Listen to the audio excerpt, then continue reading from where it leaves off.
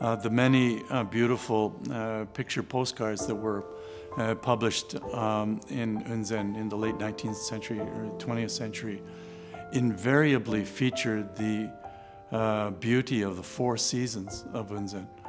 And to this day, Unzen has very distinct four seasons: the summer, and then the beautiful autumn colors, which for a Canadian like me evoke a sense of nostalgia about the autumn colors in Canada. In fact, for a Canadian visiting Unzen, I think there's a sense of nostalgia in visiting Unzen. And then also the wintertime, the hoarfrost in the wintertime, the snow in the winter, and then the azaleas and the spring flowers.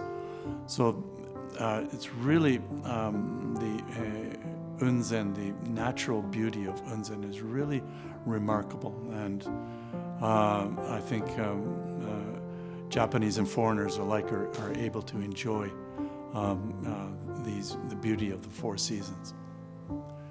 So for me, if I was going to recommend Unzen, I think there would be two or three, perhaps three major points. And one, of course, is the beauty of Unzen, just the natural environment, the beauty of the greenery in summertime, the autumn colors.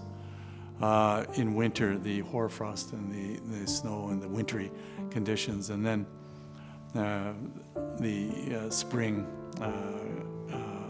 flowers. And this itself is really a wonderful experience, I think. And then second point, of course, would be the hot springs, because Unzen, since for 1,000 years, the curative hot springs of Unzen have gathered many Japanese people, tourists as well as pilgrims to the area. And so the hot springs are really wonderful, curative, and foreigners and Japanese alike can enjoy these.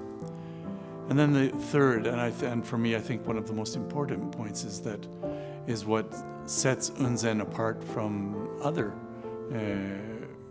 hot spring resorts in Kyushu and other parts of Japan, and that is the history of the foreigners coming to Unzen to spend their summer holidays here. And this, of course, behind that is the history of Shanghai and Hong Kong and the foreigners who were living in those cities at the time, and the historic route of these people traveling from Hong Kong and Shanghai to Unzen.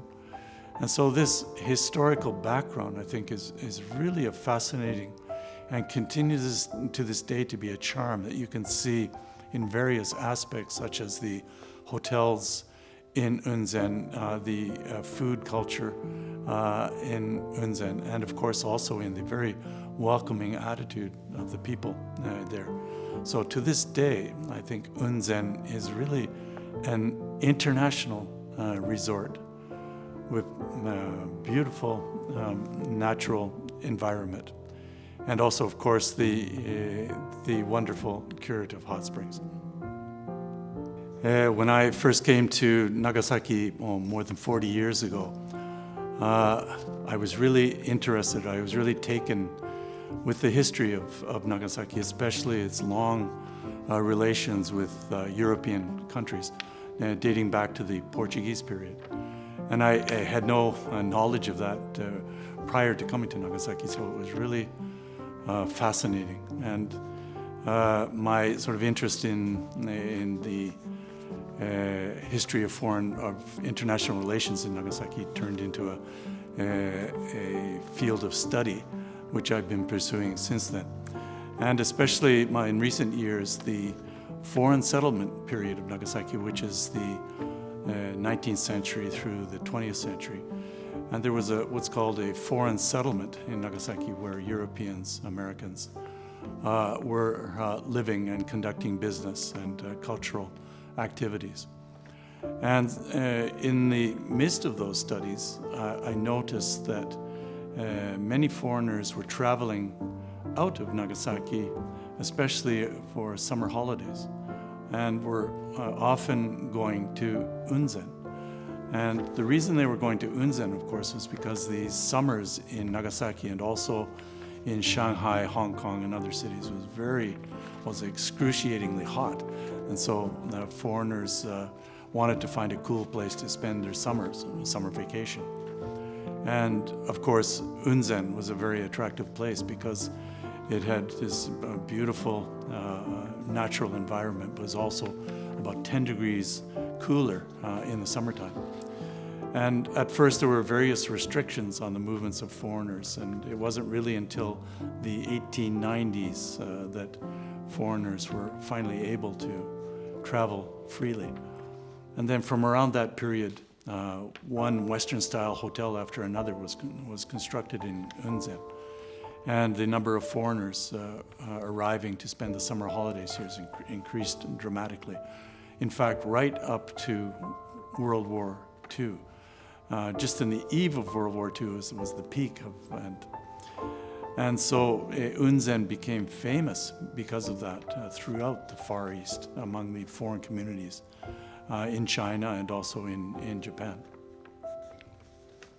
And another factor, of course, was the improvement in transportation facilities.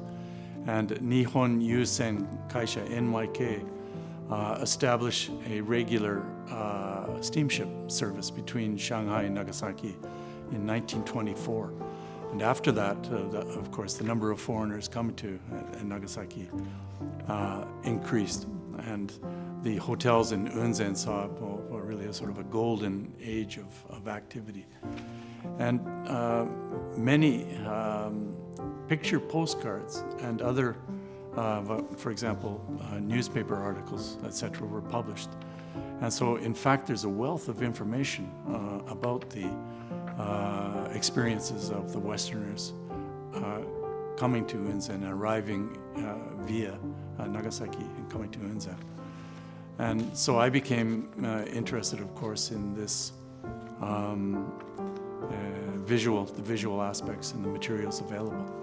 And not just Nagasaki, the foreign settlement, and not just Unzen, but in fact the road from Nagasaki to Unzen, which includes, of course, Mogi, the small port of Mogi, and then from there going across Tachibana Bay to Obama, and then Obama up the hillside to Unzen.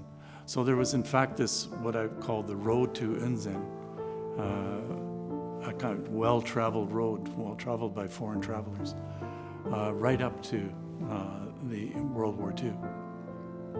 And so the present tour, the road to Unzen, was based on this concept of not just Nagasaki and Unzen, but the road from Unzen that was traveled by foreigners in the late 19th century, early 20th century. And the tour started in Nagasaki and started with information and explanations about, for example, I mentioned the NYK steamship service, the Nagasaki-maru and Shanghai-maru, and the sort of the romance of ocean travel at that time. And then we got on a vehicle and traveled, took a sort of a slow route from Nagasaki to Mogi via Tagami, which in fact was sort of a restover in the 19th century when it was traveled by jinriksha and horse carts. And from there, going down through bamboo groves and very pristine sort of fields and everything. And much of that natural environment remains to this day. And so we were able to enjoy the scenes that foreigners would have seen with their own eyes as they traveled down to Mogi. It was a trip of about 1 hour or 1 or 2 hours, and then we arrived in the little port of Mogi. And Mogi, the town of Mogi, also has a fascinating history dating back to the Portuguese period when it was a Christian enclave, and there was a church there, and most of the population were Christian. And it has a beautiful location on Tachibana Bay, looking across Tachibana Bay to Amakusa. And so we were able to stop there and to enjoy scenes in the port, and also to visit the Kannon Shrine, which is a shrine on the edge of the historic town, which is slightly of an elevation. There's an old stone beacon there that we were able to compare with old picture postcards, and it remains to this day. And to enjoy an explanation from a local expert about the history of the shrine and of the port of Mogi in general. Then after that, we got on a bus and went down the coastline, enjoying views of Tachibana Bay, and arrived in Obama. And we had lunch in Obama, and a beautiful lunch that in a way was sort of recreated by a local restaurateur, but it was really wonderful, and it really sort of harked back to the late 19th century, 20th century, and foreigners would travel from Mogi to Obama in small ships, and then enjoy a relaxing stay in Obama, and after that go up to Unzen. And also, one of the features this time was what's called the chair kago, which is the traditional Japanese palanquin. It was used by Japanese people at the time. But foreigners, of course, especially women, found that very uncomfortable. And so during a certain period, foreign women were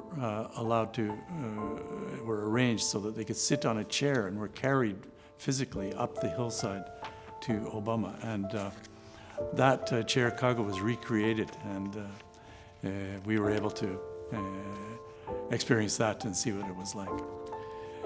And so after enjoying Mogi and then Obama, we continued up the hillside to Unzen, stopping at a place called Kago Tateba, which means the place where the palanquins stopped. It was literally a stopover for the chair kago and for the carriers, of course. And also men would be riding on horses, and there would be a whole caravan of luggage being carried, because the foreigners would be staying in Unzen sometimes for 5 or 6 weeks at a time.